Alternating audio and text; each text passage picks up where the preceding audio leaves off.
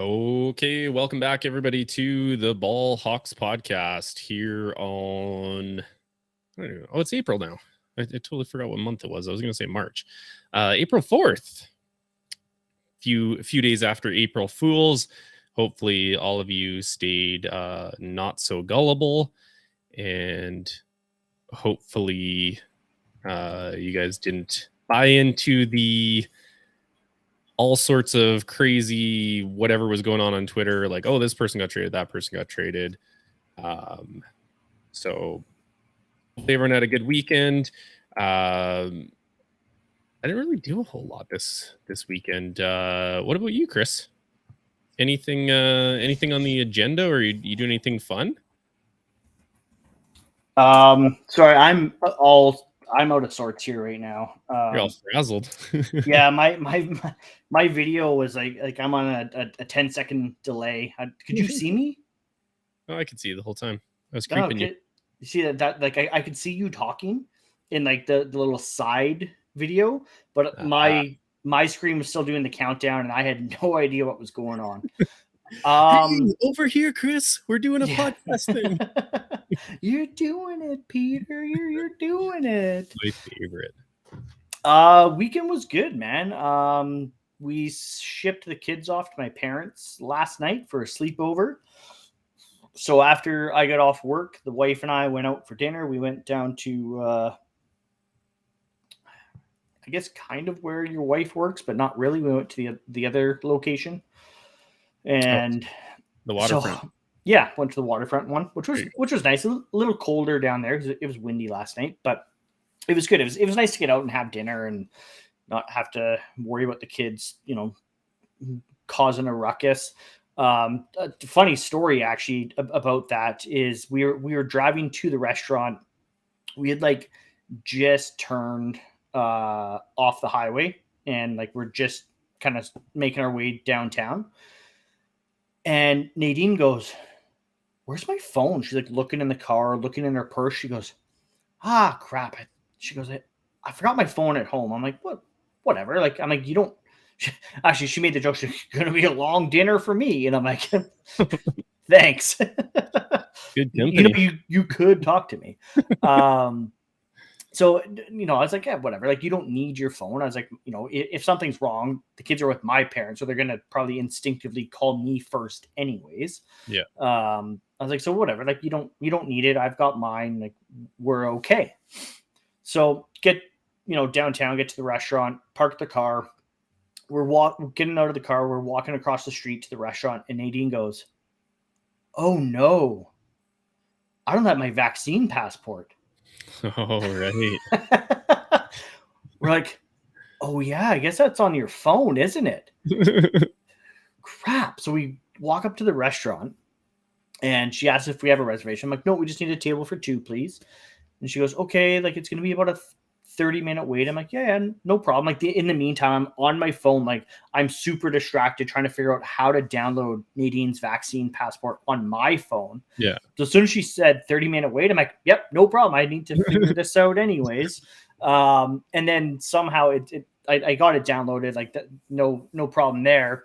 But then we somehow got lost in the shuffle, and they didn't scan our vaccine passports anyways. Okay, I want that half an hour back now. Yeah. Like I was watching them like scan every single person walking through the door, and I was like, "That's so funny." It's like, how did they they missed us? But yeah, it was good. Dinner was nice. Our server was amazing. Probably one of the best servers we've had in a long time. We stayed up way too late last night. Did you? The real question is, did you have a Bellini? No. How do you go to Cactus without getting a Bellini or a sangria? I mean, just throwing things. Yeah. He's very angry about my Bellini comment. Don't ask me about Bellinis. I drink beer, okay? Yeah, I'm a man. I'm 35. I drink beer. Don't ask me about Bellinis. Well, I drink. They're delightful. Yeah, no, I just drank just drank the house lager. Nadine was actually going to get a Bellini, and then I talked her out of it and talked her into some other vodka something or other. And she was actually like, I wanted a husband gold star for that recommendation because she was still talking about that drink today about how good it was. So the better play I would have been to get both. Like, maybe. Yeah. But I mean, wouldn't matter. With like, we stayed up late watching WrestleMania. And then, yeah. And when I say we, I mean I was watching WrestleMania. My wife was just sitting on the couch. Tell me you're still a child without telling me you're still a child. I'm PVRing night 2 of WrestleMania right now, Steven. I'm gonna watch it after the podcast. Oh, good Lord. And so last night it was like Nadine this morning. She's like, I don't think I've ever seen you fall asleep so fast. She's like, you kissed me goodnight, say goodnight, your head hit the pillow, and you were out. I was like, yeah. I was like, I woke up this morning and felt like I fell asleep really quickly. Like, literally the last thing I remember is kissing you goodnight. And I woke up this morning being like, did I miss something last night? But no. Yeah. I said goodnight, right? You're not mad? Okay, good. Yeah. I didn't fall asleep. And kissed you, said I love you. Okay, we're good. Yeah, I'm in the clear. One other thing, because we're more than just football on this show, is this. I don't know if it was this week. I don't know. The days all blend together. Tomorrow I go back to work and I'll actually know what day we're on. You brought over some for all of our Canadian listeners. American listeners are going to be like, oh, big deal. You brought over some Krispy Kreme donuts for a fundraiser thing. And my question to you, Chris, is how many do you eat right off the bat? Like, are you I'll just have one and then I'll put them away, or do you got to have like a good half a dozen of them and then you start like taking them out one by one? I had 3 on day 1, not consecutively. I had like 2 pretty close together. Then I had a third after the kids went to bed. And like, I feel like I could sit there and dust a box of those off and not feel full at all. Like, I don't know what it is about Krispy Kreme donuts.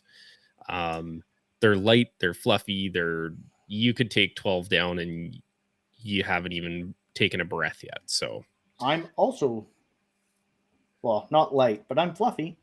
I did learn that I should have eaten more on day 1 because they were so much better on, what was that, Friday that I picked them up. They were a lot better on Friday than they were on Saturday. But I mean, they're still donuts, and they're still in the microwave for a couple seconds. Yeah, I'm not overly picky. Yeah, I mean, part of it is I was like, if I keep eating these, the kids are going to ask for another one. So like, you don't play the like, no, this is daddy's. Oh no, I gave the kids one as soon as I got home. Alyssa had one herself and split one with the kids, and I walked down the stairs and I was like, who the hell has been into my donuts? And she's like, you have 2 boxes of them. You're not gonna eat them all. And I was like, are you new to this marriage or something? I would gladly take 2 dozen out like nothing. And the kids are like, oh, can we have another one? Nope. As I like crush my 4th and 5th one. my kids got into it. Actually, I mean, technically they got theirs before I even had my first. Oh, I walked through the door and they saw them, and I was like, actually, they didn't even like clue in. They have no idea what a Krispy Kreme box looks like. So I was like, again, coming in as the hero, I walk into the kitchen, open up the box, grab out 2 donuts, and say, hey, Carter, Olivia, come here. They're in the living room. I'm in the kitchen. I'm like, get over here. I'm like, why, Daddy? I'm like, come here. You want to taste this? Yeah, they walk into the kitchen. I don't even say anything. I just go, and I just hand them the donuts. And they're like, oh, thank you, Daddy. And they look like the most plain donuts, but they're just absolutely amazing. Have you ever been to a Krispy Kreme and had them fresh? Yep. Yeah. See, I have not. I hear it's pretty amazing. Yeah, the first time I went to Vegas with my buddy Ben, we were 21 at the time. So let's just say my loose memories are remembering this, but they had a Krispy Kreme inside one of the hotels, and the whole side of it was all glass walls, so you could watch them being made. And we'd just gotten up, I don't know, it's like 6 a.m. because you can't sleep there, like literally pump oxygen into the hotel, so you're like ready to go again. And we're kind of stumbling over there. I'm like, yeah, we should go there for breakfast. Like a coffee and a donut would just hit the spot. And so we go up there. We're like, yeah, I'll grab a couple donuts, like a couple dozen, coffee. And she goes to take the ones out of like the display case for everybody. And we're like, no, no, no, no, no, no. See those ones coming off the trolley? I'll wait. You go get those ones. And she's like, gives us this little smirk, like, oh, you guys are out of towners for sure. Goes back there, gets them, brings them over to us. And man, were those things unbelievable. Like, I would go back to Vegas just for that. Like, that's a thing now with Krispy Kreme, isn't it? Where like, don't they have like a light where that they'll like turn on the light being like fresh donuts, like just made, or like something like, I feel like that's a thing now where they like advertise when they're like just coming off the conveyor belt. Well, we do have a lot of American listeners, so if you guys are out there and you can verify this for us and somehow ship us them while they're still fresh, we would really appreciate that. There's a location in the Lower Mainland, isn't there? Is there? I'm Googling it right now. I've never noticed. I would imagine everything's international now, right? I mean, not everything. Pretty much. We don't have In-N-Out Burger up here. There's no. one in Delta, apparently, of all places. Of all places, Delta, BC, known for the Krispy Kremes. I'm gonna have to hit that up when I go down to the coast for a lacrosse tournament. That's for sure. Yeah. All right, let's jump into some NFL stuff. We've talked about donuts and how you fall asleep very easily. One of the weirder things I saw over the last week, I think it was like on Friday or Thursday or something like that, was Antonio Brown is not going to have surgery. I can't remember what it was for. Was it for an ankle or a shoulder? Ankle. Yeah, it was an ankle.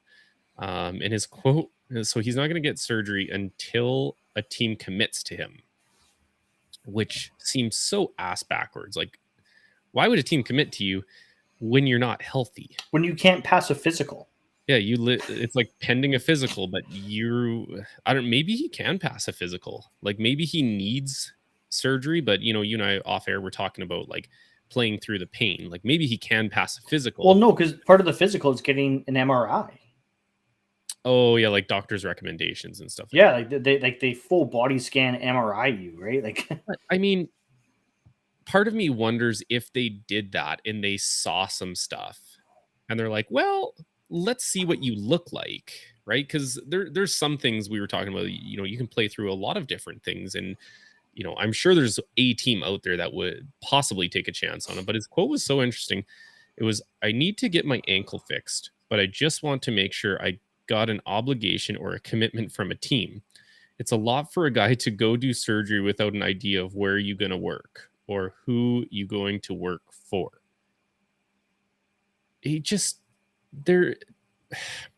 Nothing about this guy surprises me anymore. I don't know if you saw my comment to it on Twitter. I think it was earlier even in the week. He was driving like in an Uber, and his two kids couldn't be more than 5 years old. Both of them were basically like jumping around in the back. Like they were not seat belted in whatsoever. And I was like, how do you still have children, dude? Like, if you don't care about your own safety, fine. Be an idiot, risk your own life. If you're not putting anyone else in danger, whatever, it's your choice. But yeah, you do you. Yeah, you do you, but make sure these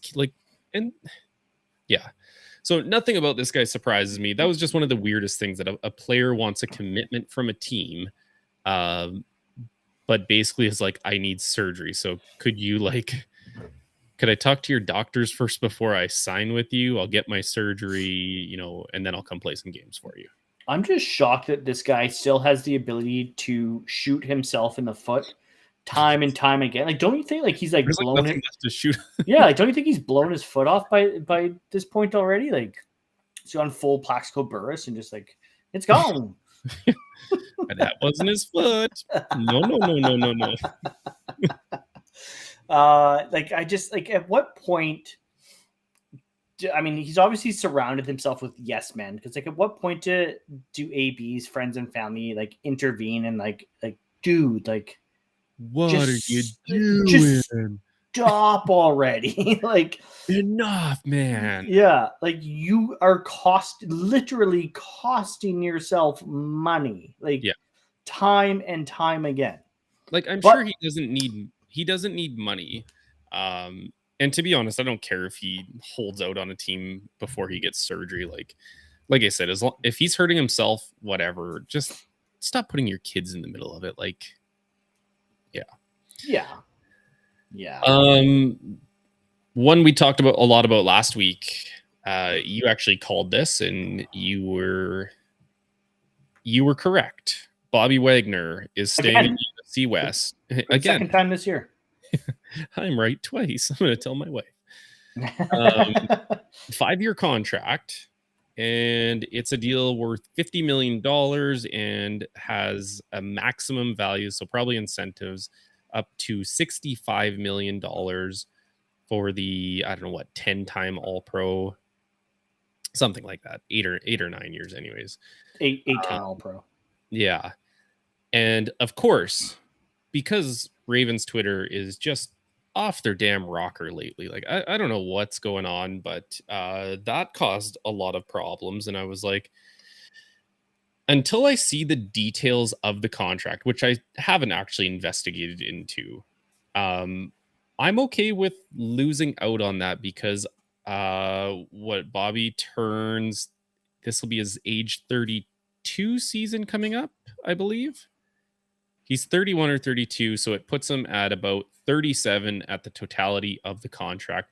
Nobody wants to be paying an inside linebacker who has led the league in tackles, 10 to, $15 million a year into their age 37 season. Just nobody really wants to do that. It's a deal that you're going to get good value out of it the next 2 years, probably 3 years. And to be honest, if the Rams go back-to-back Super Bowl champions because of this move, who cares? Flags fly forever. Good for the Rams. I'm okay with the Ravens not getting him for 5 years at that price. But I'm sure there's something in there. Maybe it's void years on the contract, or maybe it's they have a potential opt-out after 2 or 3 years. But you called it, Chris. Again. I am so smart. SMRT. I mean, Bobby going to the Rams hurts. Like, I just, it sucks seeing him stay in the NFC West. I feel a little bit like Tony Braxton right now, and I just want to be like, unbreak my heart. Say you love me again. Undo this hurt you caused when you walked out the door, walked out of my life. That's how I'm feeling right now with Bobby going to the Rams. 30 seconds of our lives will never get back, peeps. Uncry these tears. Yeah, it cried so many nights. Oh, my word. Unbreak my heart. Good notes, bud. Good notes. It always sucks when you go to like a division rival, right? Yeah, but I mean, it just makes too much sense. I mean, it made a lot of sense. He's from LA. He knows the division. He knows the Ram system. He gets a chance. Like, he used to be the middle linebacker behind Aaron Donald. Like that is such a insane 1-2 punch. Like, it's not even fair how good they're going to be stuffing the run, getting to the quarterback, putting pressure on it. Like, it's not fair. So, I mean, okay. So I'm going to, excuse me, I'm going to hurt myself while I backpedal here. I'm going to tear my other labrum. Are the Rams the NFC favorites now? I'm sorry. Like, I know I said that, or it was a two horse race a couple weeks ago with the Packers and the Buccaneers. Buccaneers are still in that conversation. The Packers trading Devontae Adams has me questioning them. But like the Rams have Aaron Donald, Bobby Wagner, and Jalen Ramsey on defense. Like all three levels are surrounded by all pros. I said, if we're going to talk about being right, I thought the Rams should be in that conversation for, leaders of the NFC, undoubtedly. I mean, they brought almost everybody back. So yeah, I think it's a fantastic move for them. And they signed Allen Robinson. And they got Rob. It's like they lost Vaughn, they brought in Bobby. They lost or are losing Odell, bringing Allen Robinson. Like all of these moves are just they're great.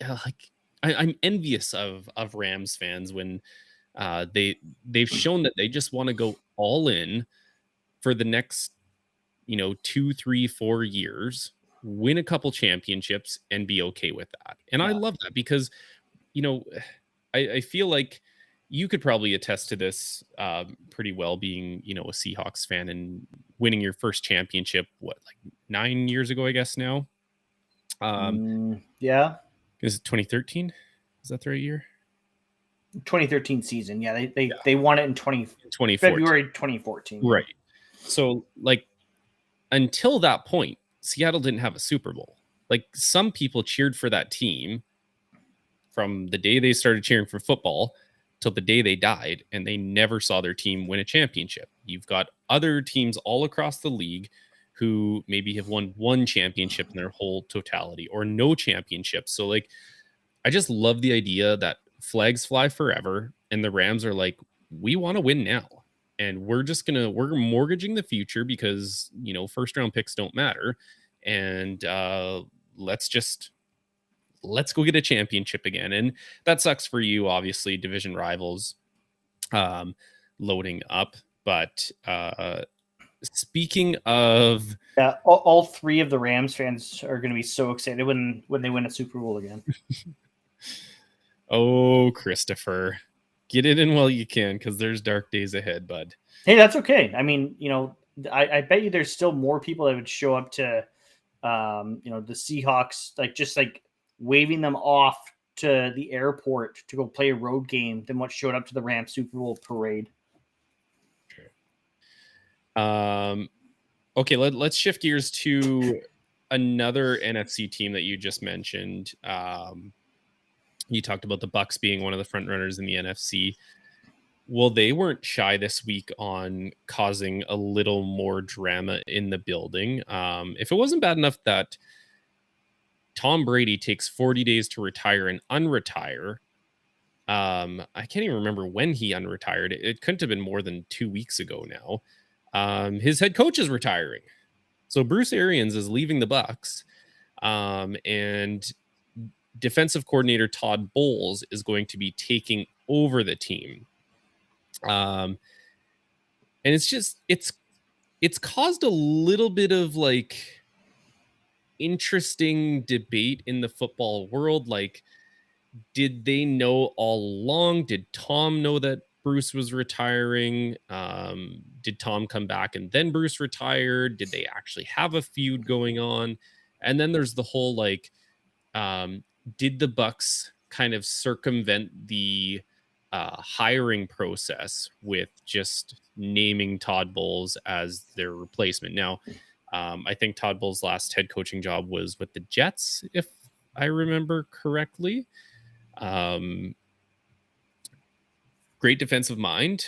I think he's going to do a good job. I mean, the roster's loaded, so clearly he's going to have some stuff to play with. But there's just a lot of questions on did they wait on Bruce retiring so that they could just give the reins to Todd Bowles instead of going through the hiring process? Did you hear anything about that?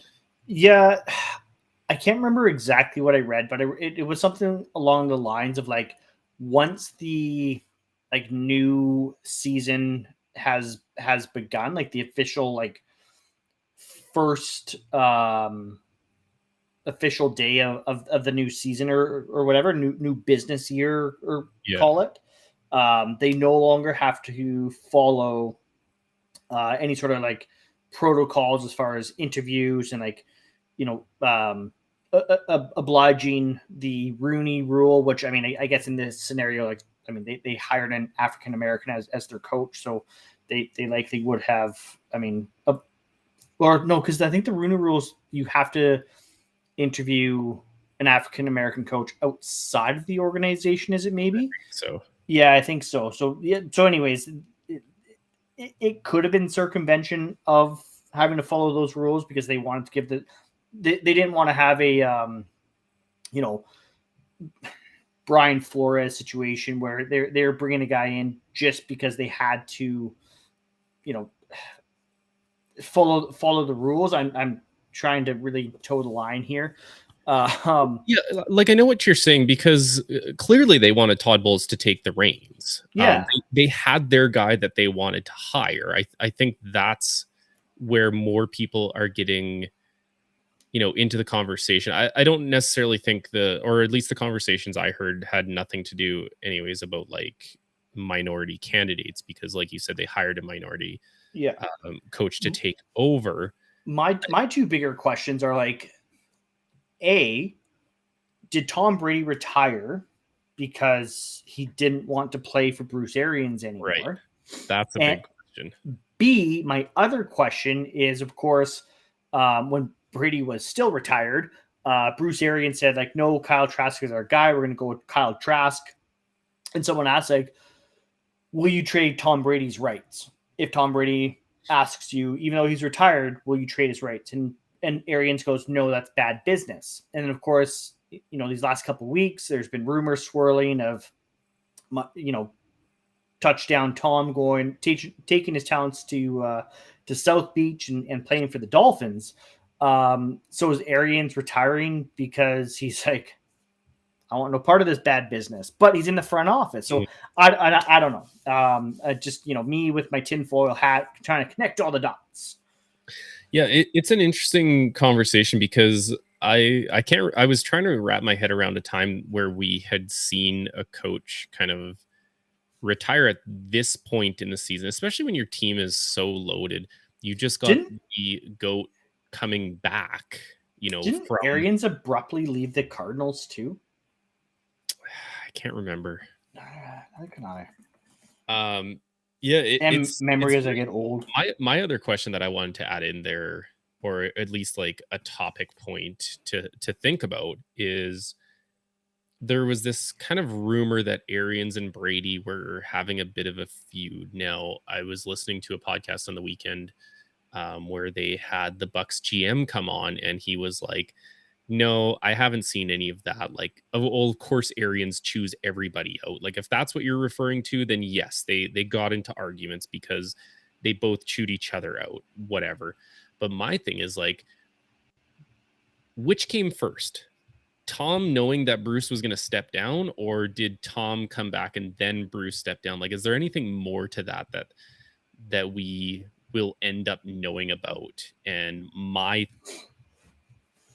spidey senses tell me that, yeah, there's going to be something coming out, maybe not this year, but maybe in 5-10 years, maybe when Brady actually retires, where, he does a last dance or a 30 for 30 or something like the football life.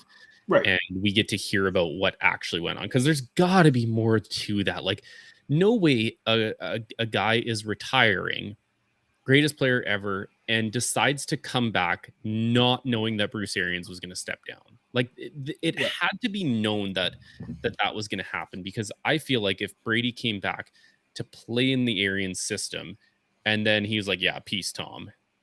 If I were Tom, I'd be like, well, bye. Like, I'll just re-retire then. So he must like the system or love what Todd Bowles is going to be bringing in. Well, because like Byron is getting traded.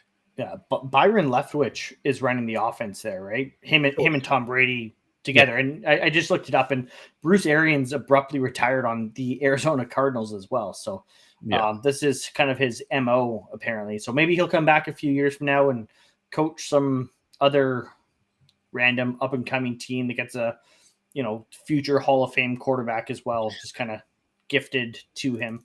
Maybe in 2 years when Russell Wilson's contract is coming up, he'll just randomly appear again. I'm going to Denver. Yeah, or sounds wherever like Russ ends up. Yeah. I mean, like you said, maybe Tom is getting traded. I would love to see it just because I'm Team Chaos. Give me Tom Brady traded to the Dolphins because I want to see the Twitter meltdowns.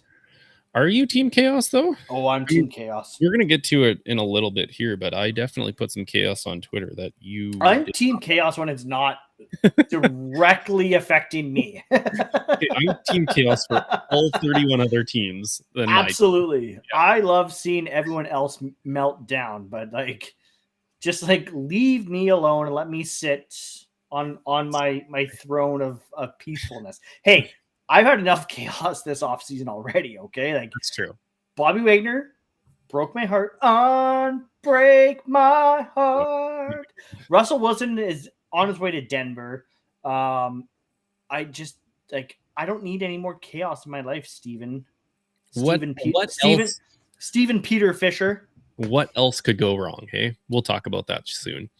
But let's talk about South Beach. Cornerback Xavier Howard agreed to, it says a new 5-year, $90 million contract, but I think it just has tacked on 2 years onto his existing 3-year contract, and brings up over $50 million in new money, which I think he was looking at trying to get last year. Remember, there was talks about, he wanted to be paid more than, why am I drawing a blank? Byron Howard? Byron Jones. Byron Jones, right. I got the first name right. That's right. They had 2 good corners, and they both wanted to outdo each other. But Xavier Howard at 28 years old, he comes in and he cashes in again. That's the price you pay for a guy who just turns the ball over. He is an interception machine. He led the NFL in interceptions in 2018, 2020. He had 5 last year, which sounds like a down year, but a corner with 5 interceptions is a pretty damn good year for me. Great move for them. Really great move. Anything to add? No. Okay. No, I like Xavier Howard. I think he deserves to get paid, and I think he's one of the Dolphins' best defensive players. So he should be one of their highest paid players on that team. And I mean, obviously the Dolphins are, I don't know. Can we say the Dolphins are going for it? They're trying to, right? They're trying to make a push to be kind of, one of the teams in the AFC, that super stacked AFC. Seems like a lot of teams are just let's go for it. Yeah, which I love it. I'm all here for it. Yeah, and then Houston's just hey guys, we're just here. We just hope everyone has fun. You know what?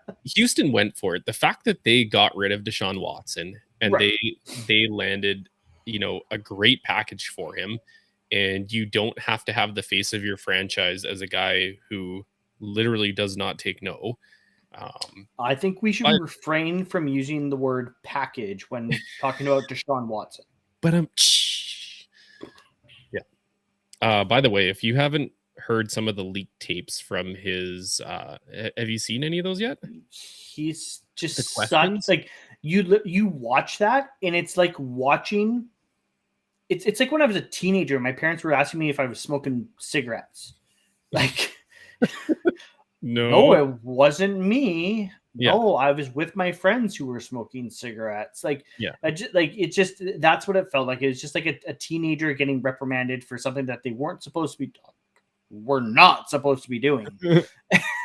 And Sorry, I'm laughing, but it's not a joking matter.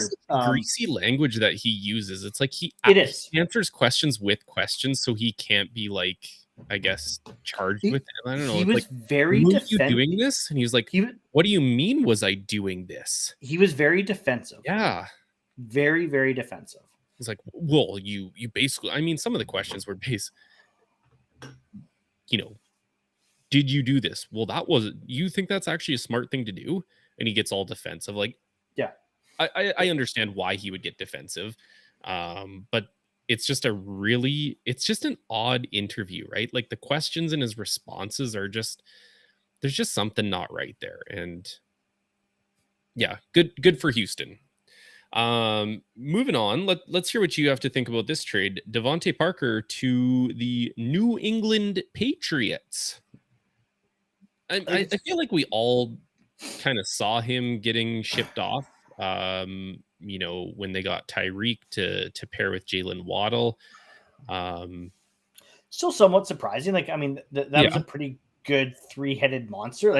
Again, like surround Tua with weapons. I think it's probably more to do with the fact that they just gave Xavier Howard more money than it does to do with Tyreek. Like they just had to make room somewhere. Right. And remember what Marquise chimed in last week. I keep forgetting about this move, but they also signed Cedric Wilson, right, who is now their, he is the third man. So yeah, it still did shock me because I thought that would be a good pairing. Yeah, there's only so many mouths to feed, right? Right. I think it's a great trade for the Patriots. I think the last time a wide receiver went from Miami to New England, it worked out pretty well. So I mean, you don't have Tom Brady throwing the ball, and Devontae Parker is not Wes Welker, but the Dolphins sent Devontae and a 5th round pick this year to the Patriots for a 3rd round pick next year.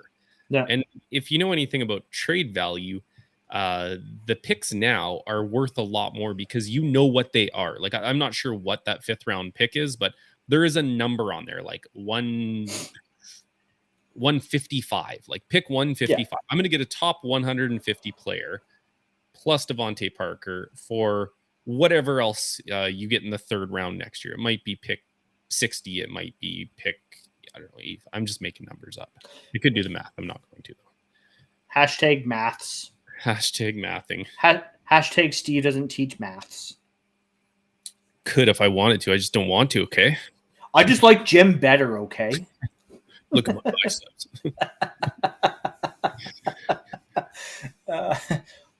The beep test is the most wonderful thing in schooling today. Why would I worry about fractions when I can run kids the beep test? I don't know what the numbers mean, but I can run them, okay? Yeah. We have 2 other pieces here to talk about before we're going to get into our chaos that I'm doing. Our segment of the day, call it? Yeah, let's call it segment of the day. Yeah.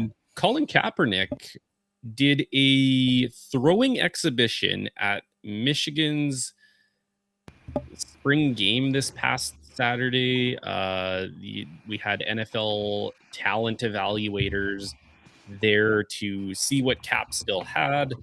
And his message to the teams was, I can help make you a better team. I can help you win games.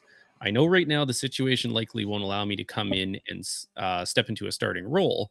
I know I'll be able to work my way to that, though. He says, to the teams that have questions, more than anything, I would say I'd love to come in for a workout. I'd love to sit down with you and have that conversation about how I can help you be a better team. I don't care about anything else, aside from like legal situations, obviously, like the Deshaun Watson thing. But if I'm a team and he can still throw the ball, he's probably better than most backup quarterbacks in the NFL right now. Why not? Like, if you're a team that's kind of like rebuilding and you need to, put some seats in stadiums and give the guy a chance. I think he should get a chance because I know a lot of backup quarterbacks that aren't even remotely close to probably being able to do what he could do in a backup role. I don't think he's saying he could work his way into a starter role. Color me skeptical about that one, but a backup, sure, why not? I mean, sure. I mean, if somebody wants to pay him millions of dollars to hold a clipboard, I'm sure he's really good at holding a clipboard. I'm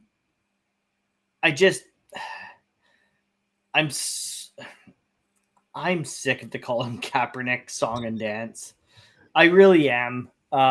It's nothing to do with his, with what he's standing up for. That has nothing to do with it. He wasn't that good of a quarterback when he fizzled out of the league. Why would a team sign him now? I just don't see it. Because there's also not very good quarterbacks in this league that get paid. Yeah, sure. I mean, Mason Rudolph is in Pittsburgh. That's a prime example of competing for a starting role against Mitchell Trubisky and Dwayne Haskins. Yeah, let that sentence sink into your cerebellum for a moment and tell me Cap should not be given a chance. I just like. Sorry, maybe you didn't hear the three people. That was Mason Rudolph, Mitch Trubisky, and Dwayne Haskins. Sorry, what was that? One more time? I could give you three worse quarterbacks. I just like in a room with. One of Kaepernick's biggest things that made him effective was his ability to escape the pocket and ability to run. I mean, he can do that. Can he still do it as effectively as he did? What was it, 5 years ago? Probably not. Maybe being out of the NFL and not taking the hits has actually done his body's wonder, though. Yeah, but I would argue the game's gotten faster in the last 5 years. Yeah, I agree. Right. So, like, can his mind and his body react to a game that's faster than what he remembers? I don't know. Like, if a team wants to give him a workout, I'm not going to be like, oh my God, I can't believe they're giving this guy a workout. Like, right. Sure, give him a workout. I'm sick of hearing about it. I'm sick. Like, if he really wants to play football, there's other avenues that he could take to prove that he could still play football. Come to the CFL, go to the USFL, go to, keep yourself ready for the XFL. Like there's other avenues that you could take to prove that you can still play football in a football atmosphere rather than, doing glorified pro days and throwing balls against, to wide open receivers with no defense, right? I fully agree with you on that one. I think there's probably a lot more things he could be doing. I can't remember where I saw this, but somebody was like, tell me Colin Kaepernick does not get a chance, but Tim Tebow got a chance to come in, get signed at a position he'd never played after being out of football and literally pursuing a different sport. And he got his chance. Somehow, some way, he got his chance. We know how he got that chance, though. That was Urban Meyer. That wouldn't have happened. That wouldn't have happened. Dumb people in the NFL. Okay, but I mean, the only reason he got this opportunity at the Michigan Blue and Maize game is because of Jim Harbaugh. So if Jim Harbaugh pops up in the NFL again, maybe there's Kaepernick, there's the door kind of cracking open for Kaepernick. Yeah. Tebow wouldn't have been given that opportunity anywhere else. I mean, he got cut by the Jaguars and nobody was like, oh, like maybe we should bring him in for a workout and see how he looks at the tight end position in our system. Right. That was completely Urban Meyer, just trying to do a solid for one of his boys. It's true. I think this news broke today. It might have been yesterday. I forgot to check. Long time running back in the NFL out of the U. Frank Gore is retiring, third all time on the rushing yards list at exactly 16,000. Isn't that a weird stat? Of all numbers, he is exactly 16,000 yards into the record books. I was just looking here. His last year with the Jets, he still put up 653 rushing yards. I forgot he even played. Isn't that like next time I bring back the third down segment, whenever that may be, I should do the research and do like battle of the forgettable years. Like, I forgot Frank Gore even played for the Jets. What about the Dolphins? What about the Bills? What about the Colts? You forget about those years? I remember the Colts. I remember the Colts really well. I don't really remember Miami that much. I don't vaguely. Yeah, not really. Vaguely with the Bills as well. Now, here's a question for you, because I've heard this on the Rich Eisen podcast. I actually heard this first. I think it was during the shutdown, actually, when I really started listening to podcasts. So that would have been, 2019. He was with the Bills at the time, and they were debating, is Frank Gore a Hall of Fame player? Yes or no? The yes people were like, yeah, dude, he's got 16,000 rushing yards. He has, I think, almost 10 1,000 rushing yard seasons. And then but that's a longevity thing, right? The other people said exactly that. They were like, well, he played for what, like 20 years? Like, yeah, that's a hard one to. That's a hard one to answer. Years? He's a bubble guy for sure. Like really? He's not getting in first ballot. You don't think so? No. Like, he's probably someone that's gonna have to, like, he's gonna have to wait. I like. Here's the devil's advocate argument to that, though. How many players do you know in a 16-year career as a running back missed a total of, I don't know, 8 to 10 games? Isn't there something to be said about just the literal longevity of it? Oh, interesting. Longevity is a positive, not a negative. No, and it is like the fact that, especially as a running back, he had that longevity is absolutely impressive.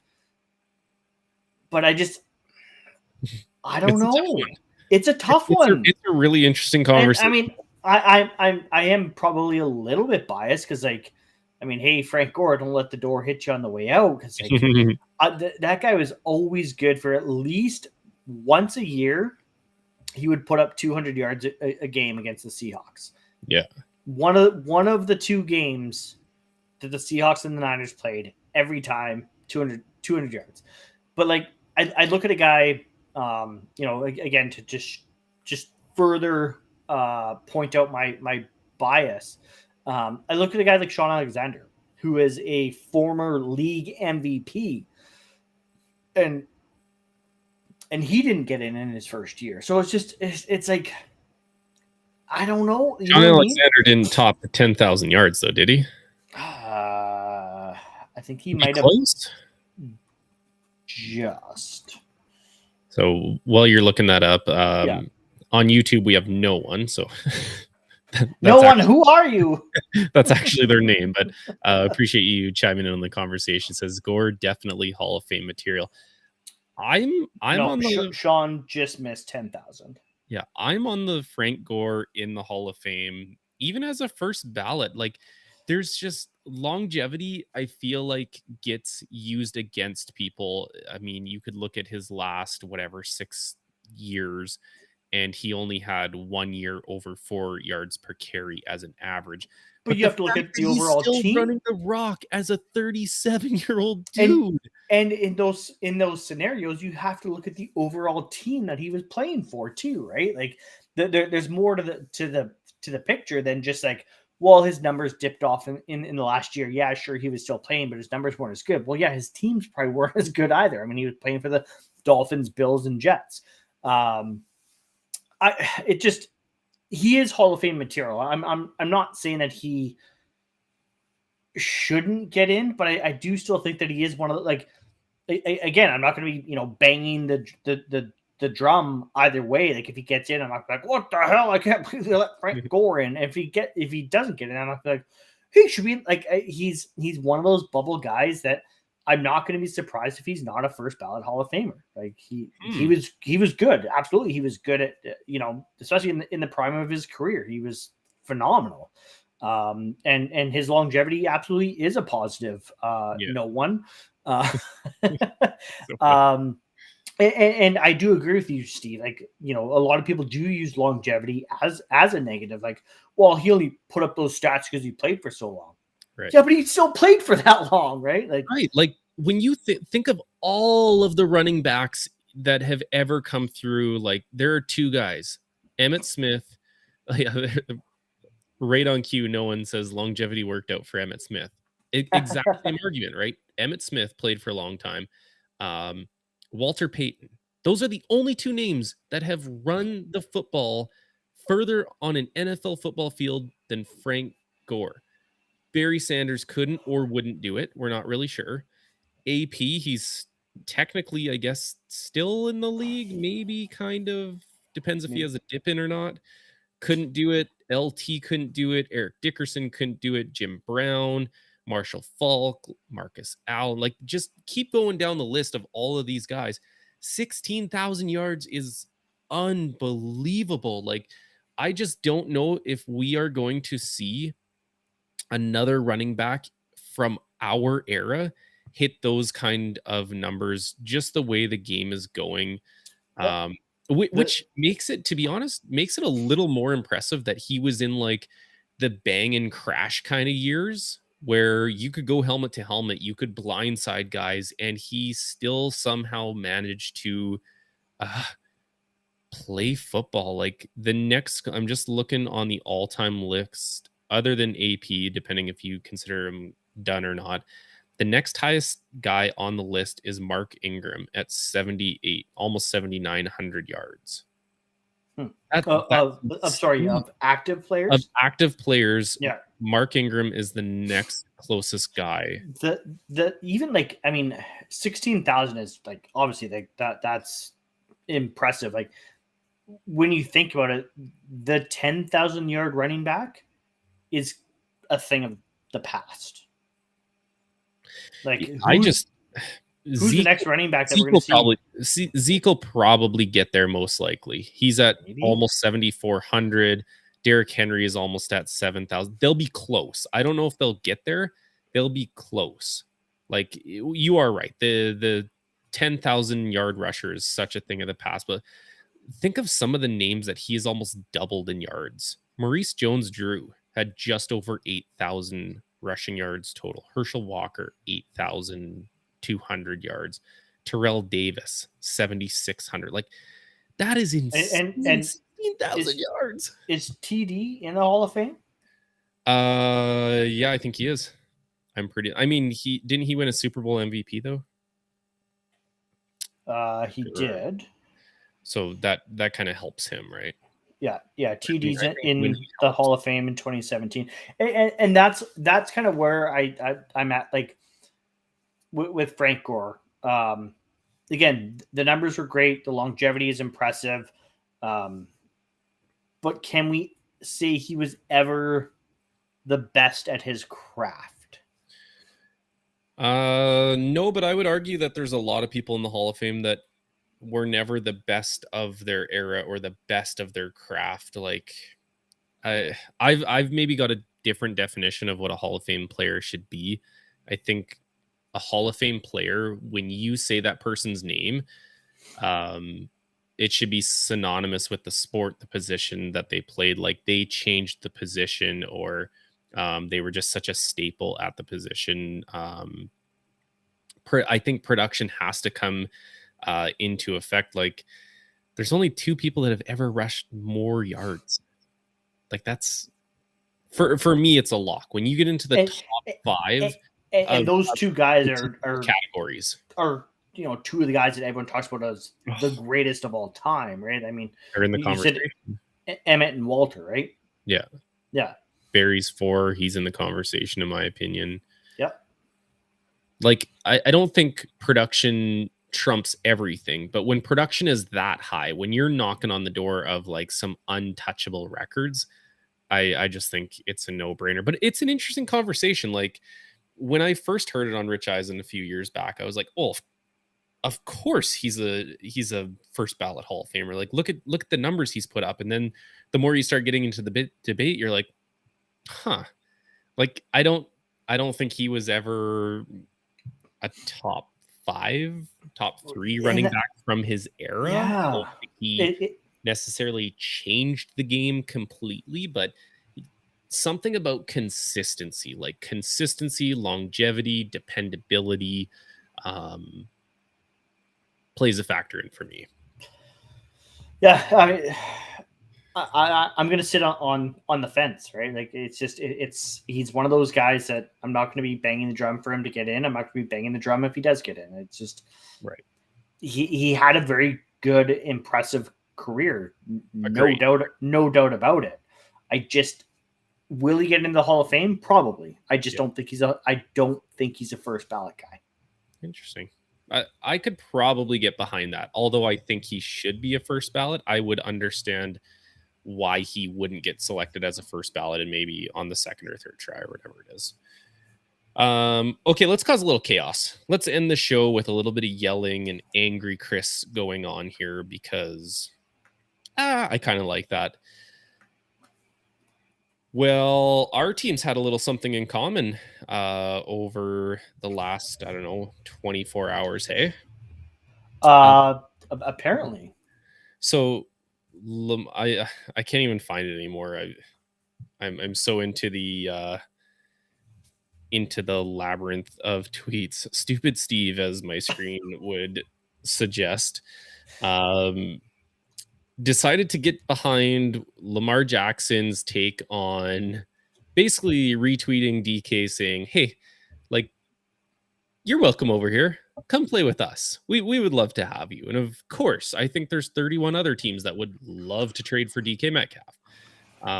It just seemed really funny that he tweeted it out. And then a little while later, when Twitter basically imploded for a little while, being like, oh my God, DK Metcalf is going to the Ravens. Clearly he is, because Lamar just tweeted it saying he's coming. He tweets again and says like, oh my gosh, if I would have known what this would have done, I wouldn't have done it, but that's what Twitter does, so let me tweet, basically. So I decided to follow in Lamar Jackson's footsteps, and I fleeced Pro Football Focus's mock trade simulator. And when I say fleeced, I mean fleeced. So if you've never done it, it's a good therapeutic thing when your team when you just want to go to imagination land. So the Ravens have the 14th overall pick. The Seahawks have the 9th overall pick. I waited for that 9th overall selection to come in. I paused the trade simulator and I offered wide receiver Miles Boykin, the 14th overall pick, a 3rd round pick this year, 76th overall, a 6th round pick this year, and a 2nd round pick next year, which is TBD, for the 9th overall selection, where I selected tackle Charles Cross out of Mississippi State and wide receiver DK Metcalf. I got both of them, Chris. And I didn't even have to give up. Well, I mean, I gave up my 1st round pick, but I got your 1st round pick. So I got like a potential franchise tackle and a 24-year-old behemoth, the Hulk of candy eating DK Metcalf. So before we get into how much you hate me, how much do you love his diet?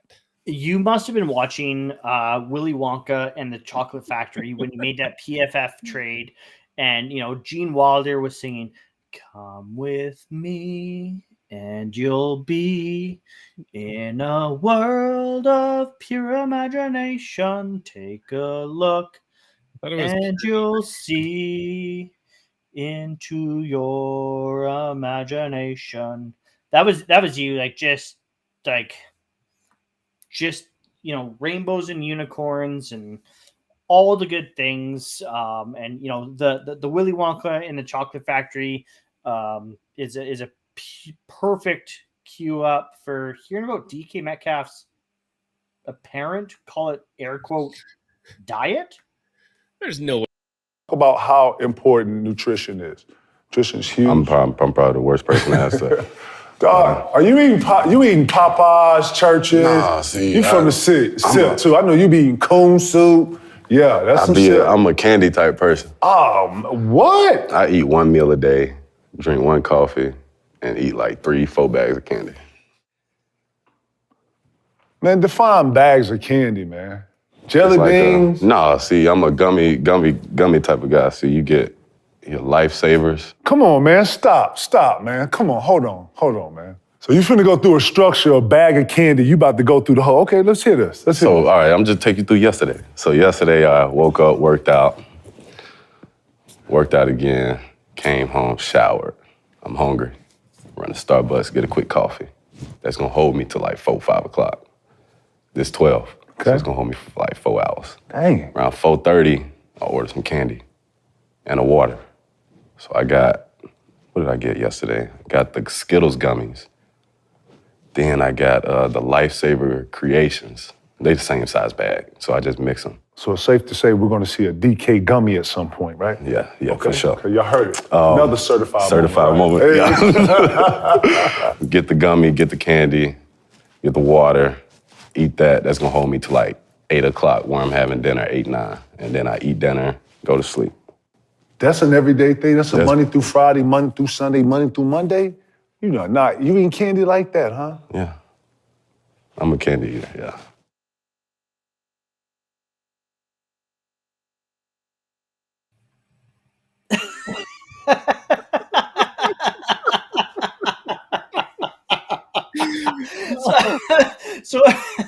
So for anyone who hasn't seen that clip yet, that was DK Metcalf on Kevin Garnett's I don't know, I think it's called his KG certified show or something like that. That was I literally watched that clip. I'd seen it kind of surface kind of here and there, and I was like, whatever, like DK Metcalf eats candy, whatever. I watched that clip for the first time earlier tonight, and like, you wake up with no nutrition, go work out twice, grab a coffee at noon, and it's like, yeah, that'll hold me off to like 4 or 5 o'clock. And then I'm hungry, and instead of eating dinner, I'm gonna eat a couple bags of candy. And then like, 8, 9 o'clock, I'm hungry again. Like, okay, let's grab some dinner now. Like, I want to know what he has for dinner. And they say that a hero can save us. That's all I could think about listening to that. I was like, this man is literally my hero. I don't eat breakfast as well. Nope, me either. Just a lazy kind of thing. I'll grab a coffee. I'm a coffee guy. Yeah. Usually eat around lunchtime, but if I could supplement my actual lunch for just 3 or 4 bags of candy and still look like the Hulk, sign me up for this. Like, I don't know if we have somebody who listens to the podcast who's a nutritionist, but tell me how I can plausibly do this, because I want to eat candy, coffee, still be able to work out like he does and look like he does. And yes, Chris, I would be very interested to hear, like, what does this dude eat for dinner? Because it's got to be something, because he's a big boy. He eats some calories, man. He posts on Instagram all the time of like him eating like Pop-Tarts and like crap like that too, right? I'm just like, could you? So here's another good question. Could you imagine what DK Metcalf would look like if he had a proper diet? Or what more he could do? Like, could he run faster than Olympians if he ate properly instead of like skipping meals and eating jelly gummies? Which, by the way, like, in my opinion, there's like ranks of candy. And when he was like, no, like, no jelly beans, I need like the gummies. I was like, this, I love this. I love you. I love you, DK. Yeah, I think the only way that like I could have like possibly loved him more is if he said, no, man. Like, I don't need those. Like, give me those sour gummy candies, because like I'm a sour candies are my kryptonite. Sure, but if you're eating 3 or 4 bags, you're gonna lose your tongue if you eat that many. Oh, I don't care. Wreck my tongue. wreck the lining of my stomach. Get me those sour candies. I think you I need can't help myself. You'd need kind of like a good balance of them, but at least he went gummies and he was sure. If I, as myself, Chris Phillips, yes, I would need a good balance. As a freak of nature, DK Metcalf. Apparently, he can do whatever he wants. He can literally do whatever he wants. Like he's literally a professional athlete, but still living the life of a typical 24-year-old. Oh my god. I was like, I want this guy to be a Raven so bad now. I'm 24 and single. Yeah, I eat candy all day and like whatever. I'll drink some coffee and eat dinner or whatever. But like, other than that, like I just want some more candy. Like maybe mix in a bowl of some cinnamon toast crunch and that. Spoiler alert: that's what dinner was. Yeah. Okay, but so like, hopefully he doesn't mix in some crab cakes into that diet. Oh, I'm sure Jimmy's would do the Bobby treatment for him and unretire the crab cakes for life to get him to Baltimore. He's obviously on the last year of his rookie deal, so he would need a mega contract. But let's play a little roulette with this. Let's go into the nether realms of what if, because we did it last year with Russell Wilson. Not that you want to trade DK Metcalf, but theoretically, if you had to get a return package for him, I know you're shaking your head, but you did this with Russell Wilson too until you were like, well, fine, if I had to. No. This. Last year, everybody's expendable. So what do you need from him? No. Yes. So I have not run that scenario through my head because I'm just not ready to process that. Last year at the end of the season, I said everything needs to be on the table, including a Russ deal. And at that time, what did I say? Like 2 firsts, a second or a third, and like 2 roster players or something like that. Yeah, like 2 impact young players. I think it was. Yeah, I think that's what I said. And I mean, turns out a year later, I wasn't far off. I guess with DK, if you're talking a DK trade, like I'm not even starting the conversation unless there's a first round pick on the table this year for sure. And it would probably have to be in the top half of the draft, I'm guessing. Yeah, hopefully. I mean, it would have to be a first round pick this year for sure. Yeah. I mean, saying that, he is on the last year of his rookie contract. There is no 5th year option. So that also takes away some of the leverage, right? Because whatever team is trading for him has to re-up him, has to pay him his new deal, has to. But so that changes the value a little bit, right? Well, let's just stop right there for a second, because does it actually change the value? We just saw 2 bona fide superstars. It shouldn't, because he's a 24-year-old freak athlete wide receiver. Right. Like, so it shouldn't, but it will. 5 years younger than the other guys. He is 5 years younger, but like, did it impact the trade package that Bryden Gutekunst got for Devontae Adams? I don't think so. Like, they paid an arm and a leg. Did the Dolphins pay an arm and a leg for Tyreek Hill? Absolutely.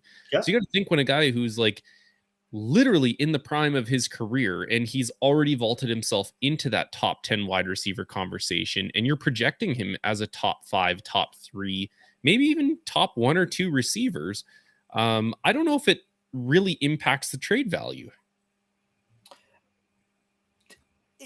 It's a good argument, but I think in the NFL world, because you and I have discussed this at great length, where it's like Russell Wilson kind of picked a receiver, right?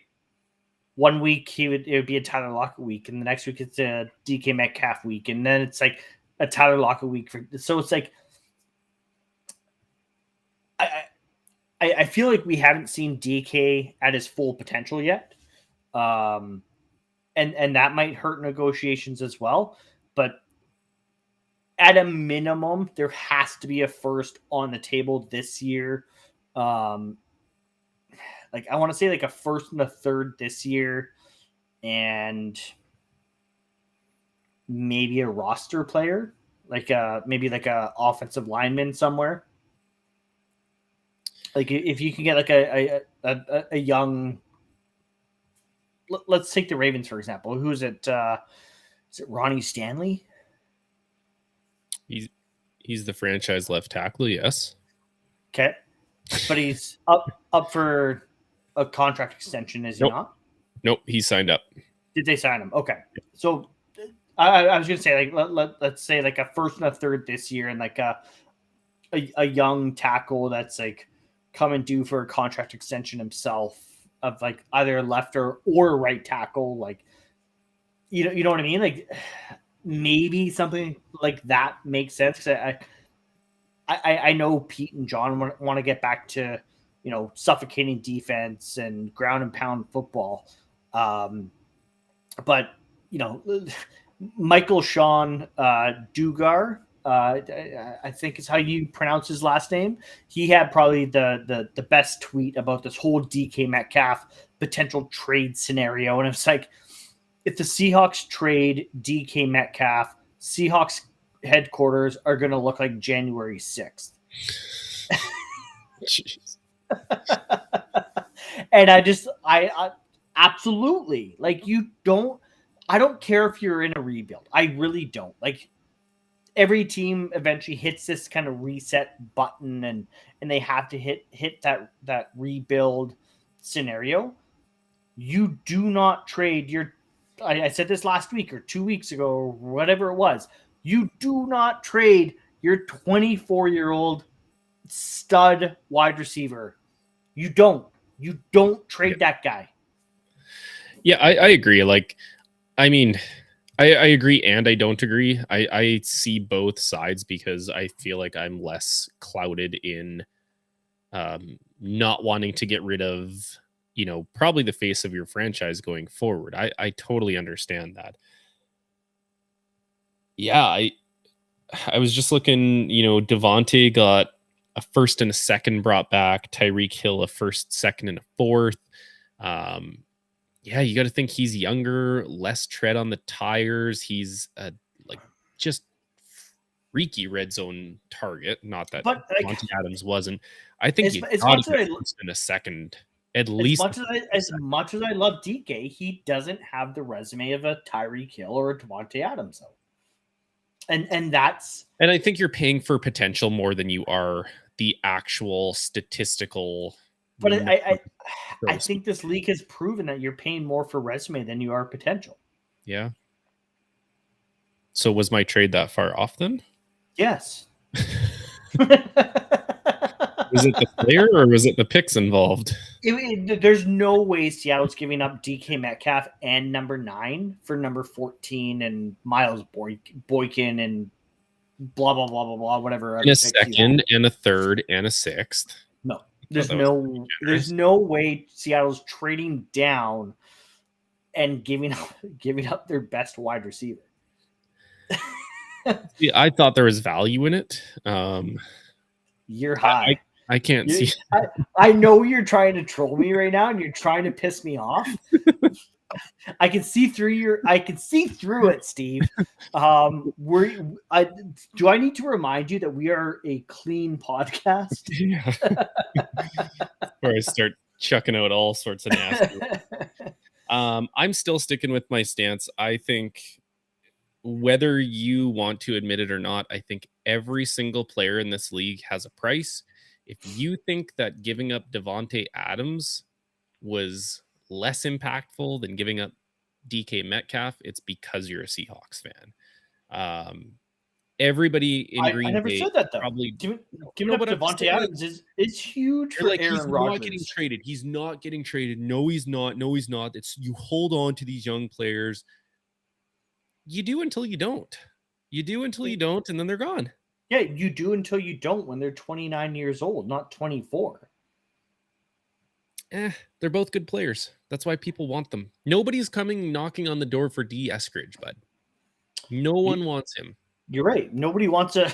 So DK Metcalf and D. Eskridge are the same age, right? Like D. Eskridge is going into his second year, and DK is going into his fourth. Like you're right. Nobody's calling for D. Eskridge. This year's Cooper Cup, by the way. Right, I saw that. Speaking of trolls on Twitter, Chris has been getting his troll on lately. Yeah, just call me Branch. Anyone that doesn't have kids isn't going to understand that joke. Yeah. No, it just you do. You're right. Everyone does have a price. You know, the $1 million man, Ted DiBiase, is running the NFL, and everybody's got a price.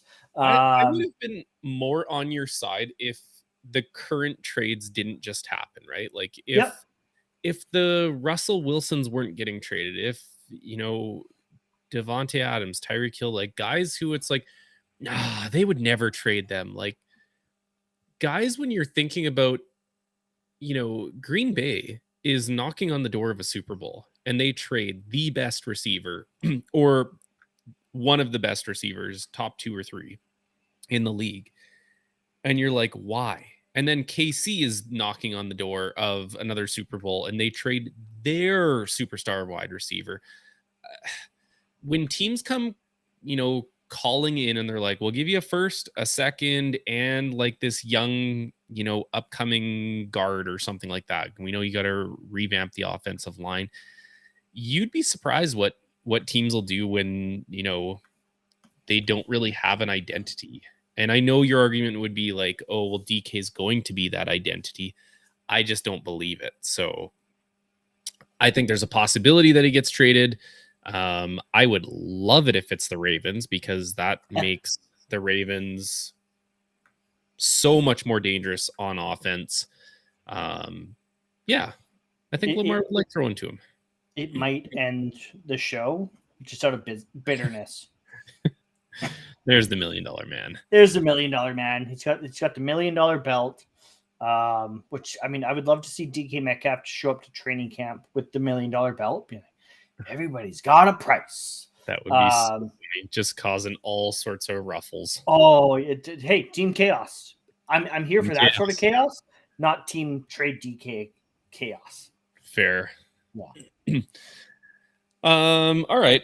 Well, we're coming up on that time of the show where I'm going to bed. So and we ran out of things to yell at each other about. and you're not taking the bait. So no, you almost had me. You almost had me. But I didn't want to start swearing at you. What are you, chicken?